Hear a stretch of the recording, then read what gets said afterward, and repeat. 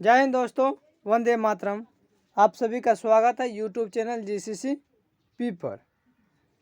आज हम लोग साइंस के 25 महत्वपूर्ण प्रश्न करेंगे, जो कि आपके सभी प्रकार के एग्जामों के लिए बेहद ही महत्वपूर्ण प्रश्न है।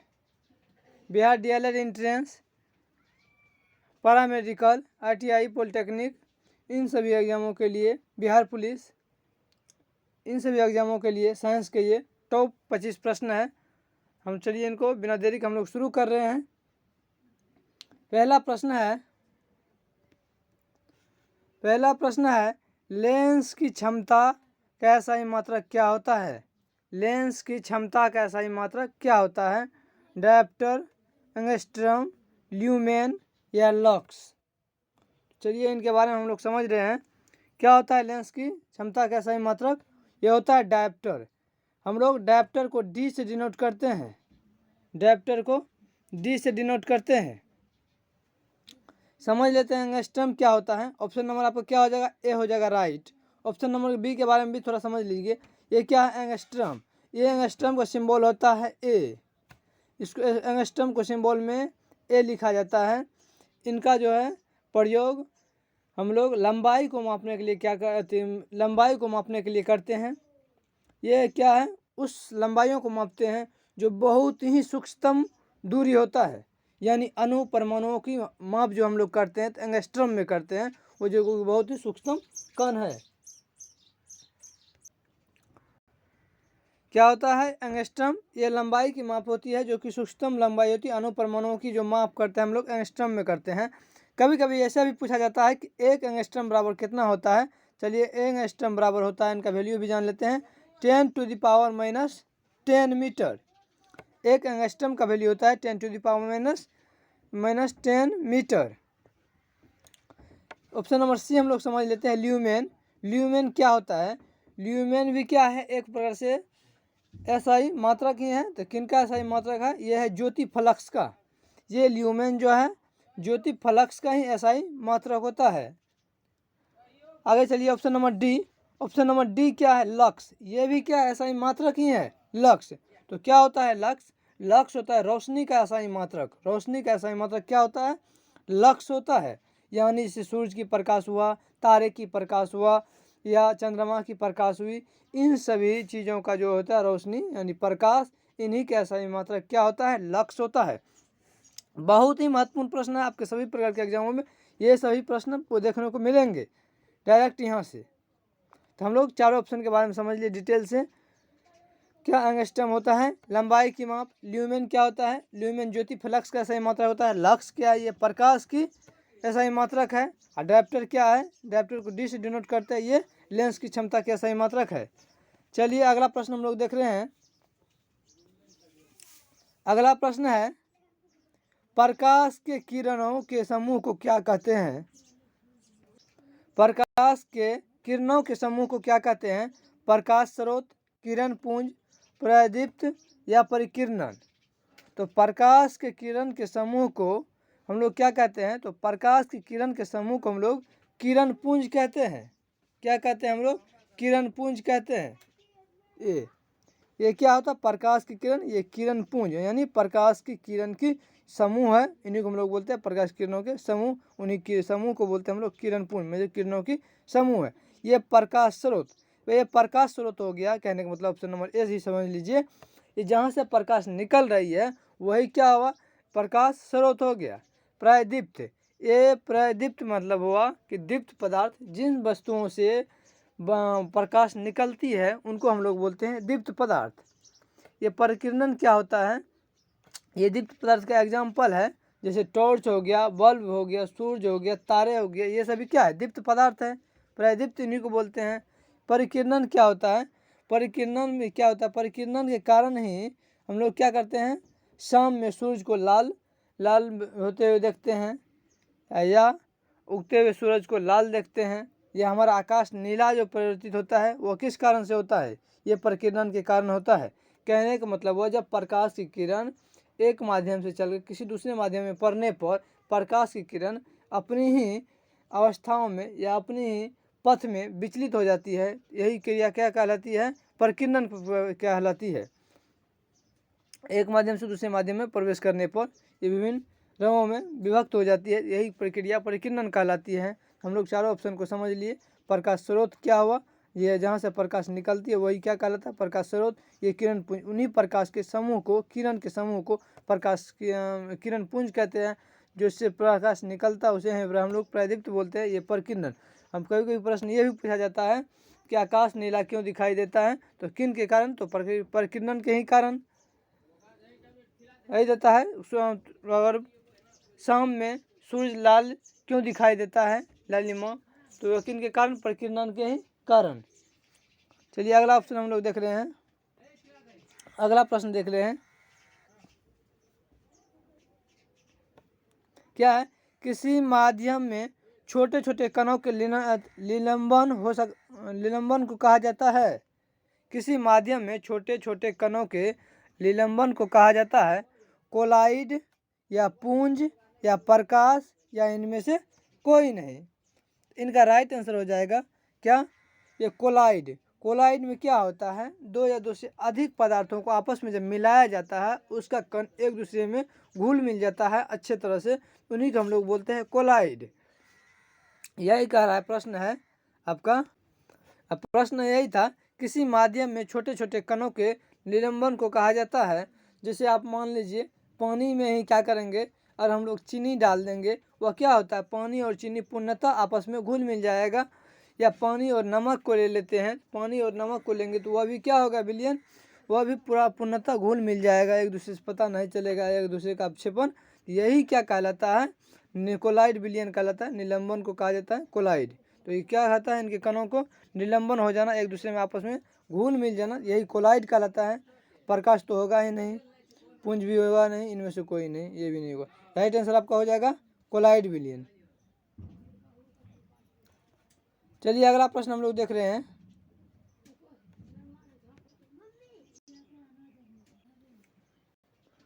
मानव शरीर की प्रतिरोध कितना होता है, तो मानव शरीर का प्रतिरोध होता है 50 से 100 ओम के बीच। यानी ओम क्या है, यहाँ ओम जो है यही ओम क्या है, प्रतिरोध का ही ऐसा ही मात्रक है ओम। अगला प्रश्न हम लोग देख रहे हैं।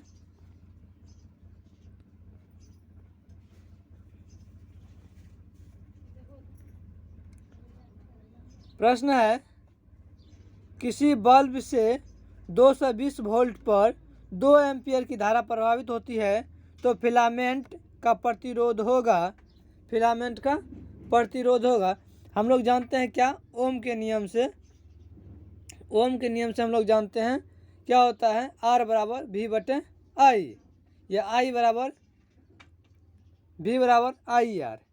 देखिए यहाँ क्या बोल रहा है कि 220 वोल्ट पर 2 एम्पियर की धारा, यहाँ समझिए यहाँ क्या है,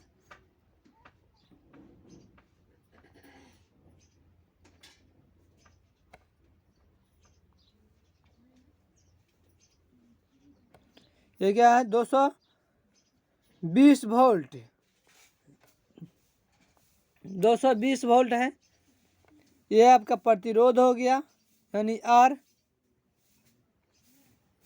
कितना एम्पियर का है करंट, 2 एम्पियर का, इसमें धारा प्रभावित हो रहा है, तो बोल रहा है क्या इस फिलामेंट का प्रतिरोध क्या होगा। तो हम लोग जानते हैं क्या, V बराबर आई आर, ओम के नियम से हमें ज्ञात क्या करना है R, तो R बराबर क्या हो जाएगा V बटे आई। यहाँ V का मान कितना है 220 वोल्ट, 220 बटे 2 एम्पियर, इसको काटेंगे तो क्या हो जाएगा 110 ओम हो जाएगा।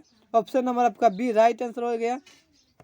ये क्या, किसी बल्ब से 220 वोल्ट पर 2 एम्पियर की धारा प्रभावित होती है तो फिलामेंट का प्रतिरोध क्या होगा, तो 110 ओम निकला। हम लोग जानते हैं V बराबर आई आर, ओम के नियम से, तो R बराबर V बटे आई। चलिए अगला प्रश्न हम लोग देख रहे हैं। अगला प्रश्न क्या है, अगला प्रश्न है R ओम प्रतिरोध का, क्या है अगला प्रश्न, प्रश्न संख्या है 6 नंबर का है कि R ओम प्रतिरोध वाले n प्रतिरोधों को समांतर क्रम में जोड़ने पर तुल्य प्रतिरोध क्या होगा। तो हम लोग जानते हैं क्या समांतर क्रम में क्या होता है, R बराबर R1 plus R2 plus R3 plus dot dot Rn तक। तो R बराबर क्या हो जाएगा, इनको हम लोग स्मॉल r मान लेते हैं, इनको भी स्मॉल r, इसको भी स्मॉल r, इनको भी small r। R1 plus R2 plus R3 plus dot dot Rn। ये अब क्या है, ये भी मान लीजिए R1। तो क्या हो जाएगा R बराबर, क्या हो जाएगा R बराबर, R बराबर हम लोग दे देंगे, ये क्या है 1 R 2 R 3 R dot dot Rn तक है। तो NR इनको हम लोग लिख सकते हैं NR, या Rn या NR। तो आपका क्या हो जाएगा तुल्य प्रतिरोध NR। ऑप्शन नंबर सी इनका राइट आंसर हो जाएगा। चलिए अगला प्रश्न हम लोग देख रहे हैं, 7वां नंबर। 7वां नंबर प्रश्न है क्या, ओम के नियम में निहित है। क्या अगला प्रश्न, ओम के नियम में निहित है। ओम के नियम में क्या निहित है, क्या होता है, VR बराबर I। हम लोग जानते हैं VR बराबर I नहीं होता है, ये तो गलत हो गया। क्या है, V बराबर IR। तो ये क्या है, V बराबर IR ये होता है। ऑप्शन नंबर बी आपका, ये भी नहीं होगा, VI बराबर R, I भी बराबर R, ये नहीं होगा, R बराबर V। इसमें क्या है, V बराबर IR। ऑप्शन नंबर बी इनका राइट आंसर हो गया। चलिए अगला प्रश्न हम लोग देख रहे हैं। अगला प्रश्न है 8वां नंबर, विद्युत धारा की प्रबलता का SI मात्रक क्या होता है। विद्युत धारा की प्रबलता का SI मात्रक क्या होता है। तो क्या होता है विद्युत धारा का SI मात्रक प्रबलता, ये हो जाता है। ऑप्शन नंबर आपका हो जाएगा, पहला क्या है एम्पियर, दूसरा है वोल्ट, तीसरा क्या है ओम, चौथा क्या है जूल। तो विद्युत धारा की प्रबलता SI मात्रक, तो विद्युत धारा का SI मात्रक क्या होता है एम्पियर। एम्पियर को हम लोग ए से भी लिखते हैं सिंबल में। ऑप्शन नंबर ए इनका राइट आंसर हो गया। ये क्या है वोल्ट। वोल्ट किनका SI मात्रक है, तो विभव का SI मात्रक क्या होता है वोल्ट होता है, ये भी जान लीजिए। ओम क्या है, ओम क्या इसका प्रतिरोध SI मात्रक होता है, तो ये प्रतिरोध का SI मात्रक ओम होता है। जूल किनका SI मात्रक होता है, ये कार्य का SI मात्रक क्या होता है जूल। वर्क एंड क्या होता है, वर्क का SI मात्रक जूल, यानी कार्य का SI मात्रक जूल होता है। अगला प्रश्न है आपका 9 नंबर, क्या है, विद्युत धारा उत्पन्न करने की युक्ति को कहते हैं। विद्युत धारा उत्पन्न करने की युक्ति को कहते हैं जनित्र या गैल्वेनोमीटर, एमीटर, मोटर। इनका राइट आंसर क्या हो जाएगा, जनित्र हो जाएगा। ये क्या है, विद्युत धारा उत्पन्न करने की युक्ति है, क्या है तो जनित्र। एक गैल्वेनोमीटर क्या होता है, एक प्रकार की ये धारामापी होता है। ये गैल्वेनोमीटर क्या है, एक तरह से धारा को ही मापता है। एमीटर क्या है, ये भी वही है। मोटर ये भी नहीं होगा, ये भी नहीं होगा, ये भी नहीं होगा। ये क्या कौन बोल रहा है यहाँ, क्या धारा को उत्पन्न कौन करती है, उत्पन्न करने वाला युक्ति तो जनित्र है। चलिए अगला प्रश्न हम लोग देख रहे हैं, 10 नंबर प्रश्न है, अवक्षेपण अभिक्रिया से किस प्रकार की लवण प्राप्त होती है। अवक्षेपण अभिक्रिया से किस प्रकार का लवण प्राप्त होता है, विलय, अविलय, दोनों, इनमें से कोई नहीं। इन क्या होता है इनका, ये क्या होता है अविलय। क्या हो जाएगा इनका अविलय। हम लोग जानते हैं अवक्षेपण किस में बनता है या बचता है, तो अविलय में ही बनता है। अविलय विलयन में ही या सॉल्यूशन में ही क्या होता है अवक्षेपण बचता है, तो इसलिए इनका राइट आंसर हो जाएगा अविलय। अगला प्रश्न है, क्या है, बेकिंग सोडा का रासायनिक नाम क्या है। बेकिंग सोडा का रासायनिक नाम क्या है, सोडियम कार्बोनेट या sodium hydrogen carbonate, calcium carbonate, calcium hydrogen carbonate. प्रश्न है बेकिंग सोडा का रासायनिक नाम क्या है, तो बेकिंग सोडा का रासायनिक का नाम क्या है NaSCO3। क्या हो जाएगा आपका ऑप्शन, सोडियम हाइड्रोजन कार्बोनेट, मतलब ऑप्शन नंबर बी इनका राइट आंसर हो जाएगा। 11 का ऑप्शन नंबर बी। अब हम लोग जान लेते हैं क्या, पहले option number A sodium carbonate का सूत्र क्या होता है, कभी कभी इसका सूत्र भी पूछा जाता है। चलिए जान लेते हैं क्या होता है सोडियम कार्बोनेट का सूत्र, Na2CO3। ये Na2 CO3 क्या होता है? Sodium carbonate. क्या होता है सोडियम कार्बोनेट का फॉर्मूला? Na2CO3। यही पूछे सोडियम हाइड्रोजन कार्बोनेट का फॉर्मूला क्या होता है? इनका फॉर्मूला होता है NaHCO3। ये क्या होता है? सोडियम हाइड्रोजन कार्बोनेट का फॉर्मूला होता है।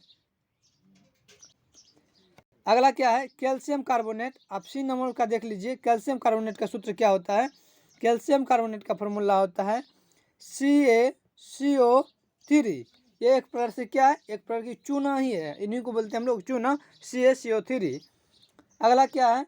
आपका डी नंबर भी देख लीजिए। Calcium hydrogen carbonate. Calcium hydrogen carbonate क्या होता है? CaHCO3 का होल 2। ये CaHCO3 का होल 2 क्या होता है? Calcium hydrogen carbonate. ये सोडियम हाइड्रोजन कार्बोनेट क्या होता है? NaHCO3। और ये सोडियम कार्बोनेट क्या होता है? Na2CO3 और CO3। इन्हीं को बोलते हैं हम लोग चूना, और इनको बोलते हैं हम लोग क्या? ये क्या है? Na2CO3 को ही बोला जाता है क्या? धोने का सोडा या धोवन सोडा। Na2CO3 यानी सोडियम कार्बोनेट का ही नाम है, दूसरा नाम धोने वाला सोडा या धोवन सोडा। इन्हीं को बोलते हैं हम लोग चूना। ऑप्शन नंबर जो सी है ये कैल्शियम कार्बोनेट, इन्हीं को बोल देते हैं हम लोग कभी कभी चूना भी बोलते हैं, या CO3 यानी कैल्शियम कार्बोनेट। चलिए अगला हम लोग देख रहे हैं। ये सभी फार्मूला आपको ध्यान में रहना चाहिए, इनका नाम भी और इनका रासायनिक सूत्र भी, ताकि कभी कभी एग्जाम में डायरेक्ट इनका फार्मूला पूछ लिया जाता है, सूत्र पूछ लिया जाता है। अगला प्रश्न क्या है आपका? देखिए, अयस्क से धातु का निष्कर्षण तथा उसका परिष्करण कर उपयोग बनने के प्रक्रम को क्या कहते हैं? यानी बोल रहा है कि अयस्क से धातु का निष्कर्षण तथा उसका परिष्करण कर उपयोगी बनने के प्रक्रम को क्या कहते हैं? धात्विक या धातु कर्म या धातुशाला? इनमें से कोई नहीं, ये तो होगा ही नहीं। ये धातुशाला होगा नहीं। धातुशाला वह होता है जिसमें बहुत सारा धातु रहता है, उसको बोलते हैं हम लोग धातुशाला। अगला क्या है आपका? धात्विक, ये भी नहीं होगा। क्या हो जाएगा? धातु कर्म। ऑप्शन नंबर बी इनका राइट आंसर हो जाएगा, धातु कर्म। हम लोग ये समझ लेते हैं कि धातु कर्म होता क्या है। जब हम लोग अशुद्ध पदार्थ से या अशुद्ध अयस्कों से जब हम लोग शुद्ध धातु को अलग करते हैं, अलग वही करने की विधि क्या कहलाता है? धातु कर्म कहलाता है, धातु कर्म। ऑप्शन नंबर बी आपका राइट आंसर हो जाएगा। अगला प्रश्न हम लोग देख रहे हैं, 13 नंबर प्रश्न है आपका। क्या साग सब्जियों को विघटित होकर कंपोस्ट बनना किस अभिक्रिया का उदाहरण है? प्रश्न है, साग सब्जियों का विघटित होकर कंपोस्ट बनना किस अभिक्रिया का उदाहरण है? कह रहा है कि साग सब्जी को सड़ने गलने के उपरांत जो पदार्थ बनता है, विघटित यानी कंपोस्ट बनता है, वह किस अभिक्रिया के द्वारा बनता है? चलिए इनको हम लोग जानते हैं। वह क्या है? कोई पदार्थ वह जब सड़ गल जाता है तो वह जब वह सड़ता गलता है तो उन्हीं को हम लोग बोलते हैं कंपोस्ट बनना। क्या? कंपोस्ट यानी खाद के रूप में बन जाना। तो यकीन करीब अभिक्रिया के द्वारा आता है। उसमें छेपी होता है। क्या होता है? उसमें छेपी होता है, उसमें छेपी होता है, या इन्हीं का नाम है उपचयन। उसमें छेपी को हम लोग बोलते हैं उपचयन। उपचयन, ये उपचयन बोले या उसमें छेपी बोले, दोनों एक ही बात है। चलिए इनका ऑप्शन होगा नीचे में देख लेते हैं हम लोग, क्या हो जाएगा इनका ऑप्शन। देखिए ऑप्शन में क्या उपचयन नहीं है, कहीं नहीं है, मतलब उसमें छेपी है। ऑप्शन नंबर बी आपका राइट आंसर हो जाएगा, उसमें छेपी। और उसमें छेपी ना रहे तो यहाँ आपको क्या देना है? जब उसमें छेपी ना रहे तब उपचयन देना है। इन्हीं का नाम हम होता है दूसरा उपचयन। उपचयन यानी कोई पदार्थ क्या होता है? सड़ता गलता है, उनके बाद जो कंपोस्ट बनता है वह किस अभिक्रिया से बनता है या किस अभिक्रिया के दौरान बनता है, उस अभिक्रिया को क्या कहते हैं? तो उपचयन कहते हैं या उसमें छेपी कहते हैं। चलिए अगला प्रश्न है, निम्न में से कौन सा उत्पाद लेड नाइट्रेट को गर्म करने पर प्राप्त होता है? O2, NO2 और N2 या NO2 और O2? क्या है? ये बोल रहा है कि लेड नाइट्रेट को गर्म करने पर क्या प्राप्त होता है। सबसे ये हम लोग समझ लेते हैं सबसे पहले कि लेड नाइट्रेट क्या होता है और ये कैसे गर्म होता है। तो लेड नाइट्रेट एक क्या होता है, सफ़ेद रंग का होता है। ये क्या, वह कार्बनिक यौगिक है। क्या होता है लेड नाइट्रेट, ये लेड नाइट्रेट एक सफ़ेद रंग का अकार्बनिक यौगिक है। यह जल में घुलनशील लेड होता है। ये क्या है, ये जल में घुलनशील होता है, यानी जल में घुल मिल जाता है। ये रासायनिक इनका सूत्र क्या होता है, Pb। चलिए इनका रासायनिक सूत्र हम लोग जान लेते हैं लेड नाइट्रेट का। PbNO3 का होल 2। क्या होता है लेड नाइट्रेट का फॉर्मूला, PbNO3 का होल 2। ये होता है लेड नाइट्रेट। यह क्या होता है, इन्हीं का लेड नाइट्रेट को हम लोग बोलते हैं सीसा। यह कैसा इनका प्राकृतिक होता है, इनका प्राकृतिक जहरीला होता है। कभी कभी पूछ लिया जाता है कि लेड नाइट्रेट को गर्म करने पर क्या प्राप्त होता है, तो ये प्रश्न था। हम लोग क्या होता है लेड नाइट्रेट को गर्म करने पर हम जानते हैं NO2 हमें और O2 मिलता है। ऑप्शन नंबर डी इनका राइट आंसर हो जाएगा। तो लेड नाइट्रेट के बाद हम लोग कभी कभी फार्मूला पूछ लिया जाता है, तो फार्मूला यही होता है PbNO3 का होल 2। ये लेड नाइट्रेट का फार्मूला होता है। ये भी पूछ लिया जाता है कि लेड नाइट्रेट कैसा प्राकृतिक होता है, तो लेड नाइट्रेट कैसा होता है, जहरीला होता है। ये बोलेगा लेड नाइट्रेट इनका जो है घुलनशील किस में होता है, पानी में होता है या तेल में होता है या किसी अन्य पदार्थ में। तो हम लोग क्या जानते हैं कि लेड नाइट्रेट जो होता है ये पानी में घुलनशील होता है।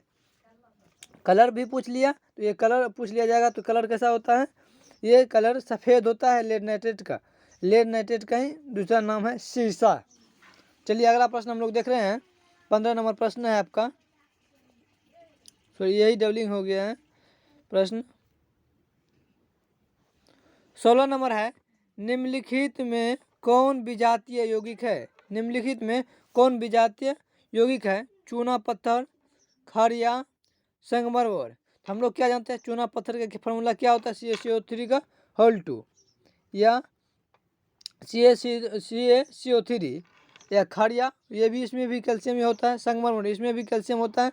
ये किससे अलग होगा, ये प्लास्टर ऑफ पेरिस से क्या होगा, अलग होगा। प्लास्टर ऑफ पेरिस इनका फार्मूला अलग होता है, इन तीनों से डिफरेंट है। ये तीनों का फार्मूला क्या होता है, सेम होता है। मानिए क्या होता है, संगमरमर का, चूना पत्थर का, खड़िया की, ये सभी एक प्रकार क्या है, चूना का ही रूप है। तो ये तीनों समान है। इसमें पूछ रहा है विजातीय मतलब कौन सबसे अलग है, तो यही ना अलग है, plaster of Paris. Option number D आपका राइट आंसर हो जाएगा।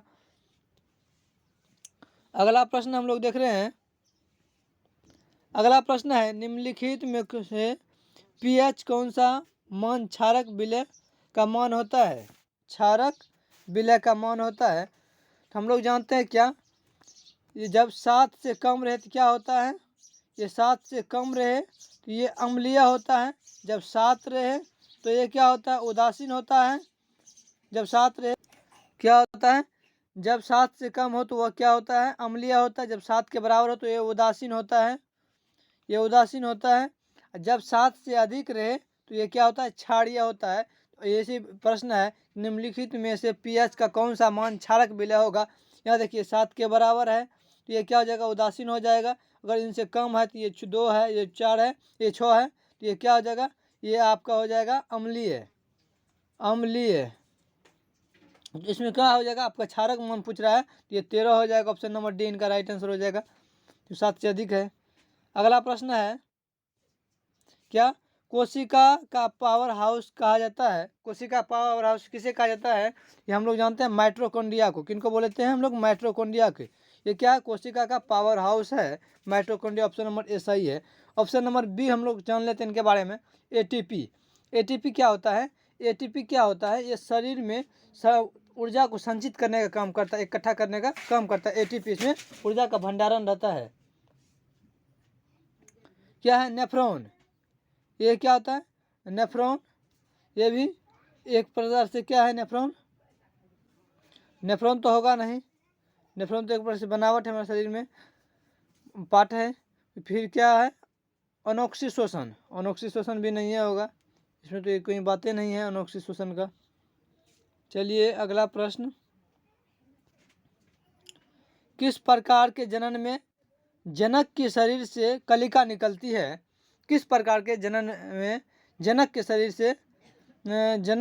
शरीर से कलिका निकलती है? क्या आ जाएगा? मुकुलन या विखंडन या अपखंडन या बीजाणु जनन। तो इनका राइट आंसर क्या आ जाएगा? मुकुलन।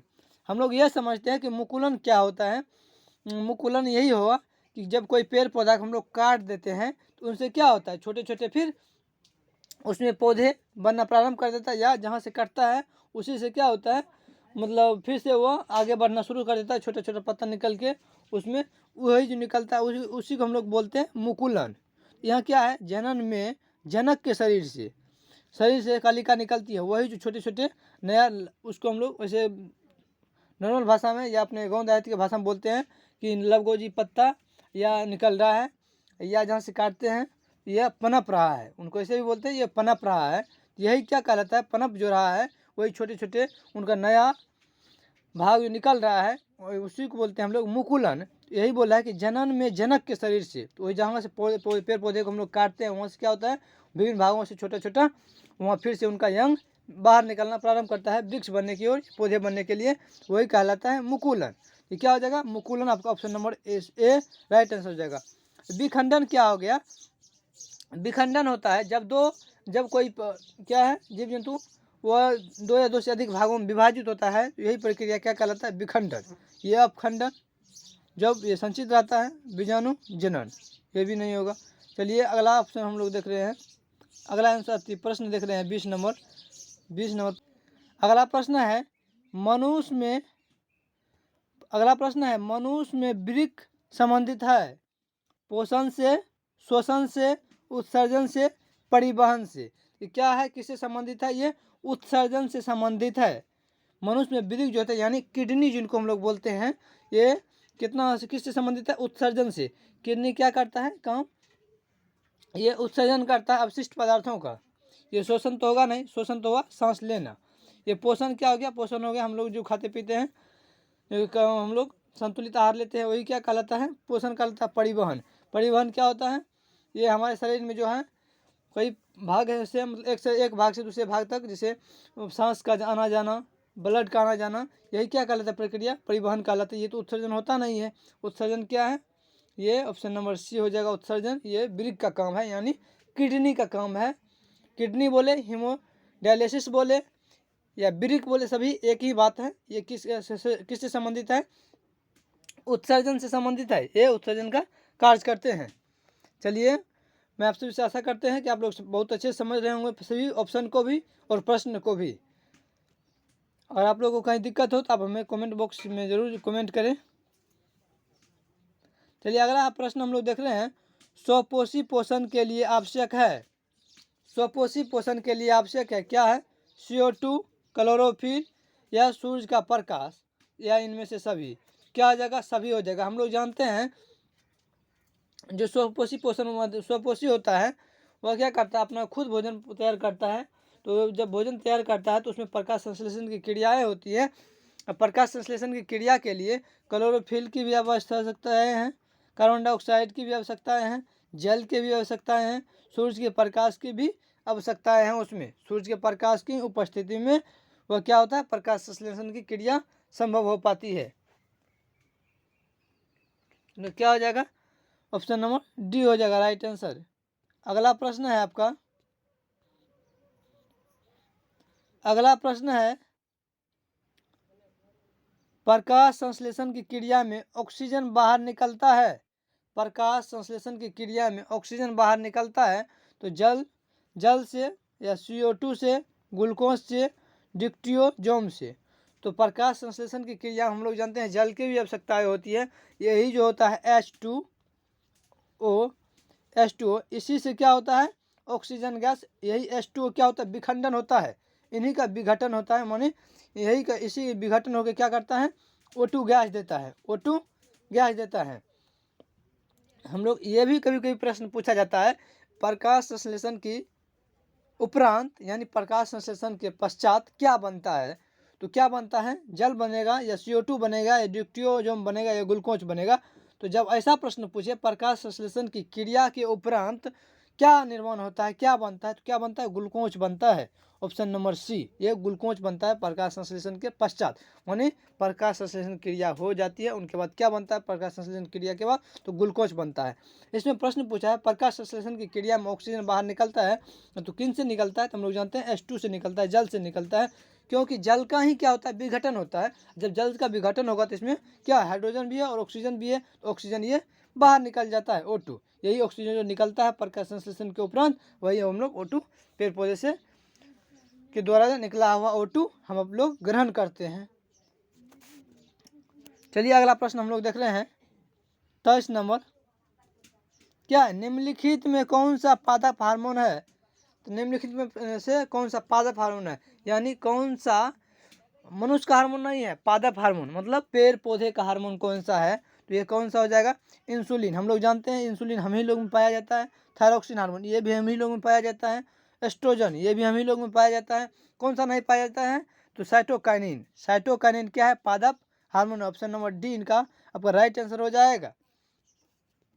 अगला प्रश्न हम लोग देख रहे हैं, अगला प्रश्न, दो तंत्रिका कोशिकाओं के मध्य खाली स्थान को कहते हैं। दो तंत्रिका कोशिका के मध्य खाली स्थान को कहते हैं द्रुमिका या सिनेटिक दरार या एक्सोन या आवेग। तो क्या होता, आवेग तो सबसे पहले नहीं होगा, द्रुमिका ये भी नहीं होगा, एक्सोन, एक्सोन क्या होता है, ये हमारे शरीर में एक्सोन होता है क्या, हड्डी के बीच में खाली स्थान, उनको बोलते हैं। यहाँ बोल रहा है कि मध्य तंत्रिका कोशिकाओं के मध्य खाली स्थान, तो क्या हो जाएगा, सिनेटिक दरार। सिनेटिक दरार ऑप्शन नंबर बी आपका राइट आंसर हो जाएगा। सिनेटिक दरार को बोलते हैं हम लोग, दो तंत्रिका कोशिका के मध्य खाली स्थान को बोलते हैं सिनेटिक दरार। चलिए अगला प्रश्न है, फूलों में नर प्रजनन अंग होता है। फूलों में नर प्रजनन अंग होता है, क्या पुंकेसर या अंडप या वर्तिकाग्र या वर्तिका। तो हम लोग जानते हैं क्या अंडप जो है यह क्या है, स्त्री प्रजनन अंग है। यह भी वर्तिकाग्र क्या है, यह भी स्त्री ही है। ये वर्तिकाग्र, ये भी वर्तिका, ये भी स्त्री अंग है। इसमें फूलों में नर प्रजनन अंग, तो नर प्रजनन अंग क्या होता है, पुंकेश्वर। ऑप्शन नंबर ए आपका राइट आंसर हो जाएगा। ये पुंकेश्वर क्या है, पुंकेश्वर ही क्या है, ये फूलों में नर प्रजनन अंग है। जैसे आदमियों में विरसन होता है, उसी प्रकार फूलों में पुंकेश्वर है। ये पुंकेश्वर क्या है, पुंकेश्वर से ही पौधों में या फूलों में क्या होता है, प्रजनन हो पाता है। आपका टॉप 25 प्रश्न खत्म हुआ, यानी 25 का मतलब हुआ कि आपके हमने 100 प्रश्न करा दिए। हमने चारों ऑप्शन को चारों डिटेल से बताए कि इनका कहाँ कार्य है नहीं है, और हम किस तरह प्रश्न बनते हैं ये भी देखें, एक प्रश्न से दूसरे प्रश्न कैसे पूछे जाएंगे ये भी देखें। तो हम आपसे भी आशा करते हैं कि आप लोग बहुत अच्छे से समझ गए होंगे 25 प्रश्न को, 25 प्लस क्वेश्चन को। अब आप इन सभी प्रश्नों को गलती नहीं कीजिएगा समझने में, या नहीं आप इसमें कन्फ्यूजन रहिएगा। अगर आप लोग बढ़िया से एक बार देख लेते हैं तो, अगर किसी को PDF चाहिए तो आप जाके हमारे टेलीग्राम चैनल AK अमर स्टडी पे जाके टेलीग्राम चैनल है, वहाँ जाके ज्वाइन करके आप मुझे कमेंट कर सकते हैं, वहाँ मिल जाएगा। उसे हम लोग वहाँ PDF पहले ही डाल देते हैं, आप वीडियो हम प्रत्येक दिन डाल देते हैं आपका शुरू होने से पहले, कितना बजे लाइव है, कितना बजे हम लाइव आने वाले हैं।